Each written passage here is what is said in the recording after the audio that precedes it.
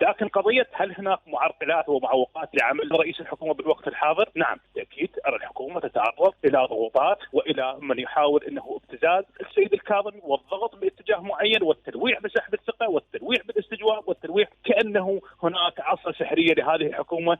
الحكومة تحتاج إلى مقومات مالية، مقومات استقرار وحدة الخطاب السياسي. لا زال هو قضية المحاصصة وفرض شخصيات، هذه حقيقة موجودة حاليا، وهناك ضغوطات كبيرة تواجه هذه الحكومة. لو نبهنا إلى ضرورة أن يتصرف بحزم وقوة وأن يتوجه كون هناك غالبية مريحة لدعم رئيس الوزراء داخل مجلس النواب. لكن قضية هل هناك معرقلات ومعوقات لعمل رئيس الحكومة بالوقت الحاضر؟ نعم بالتأكيد أرى الحكومة تتعرض إلى ضغوطات وإلى من يحاول أنه ابتزاز السيد الكاظمي والضغط باتجاه معين والتلويح بسحب الثقة والتلويح بالاستجواب والتلويح كأنه هناك عصا سحرية لهذه الحكومة.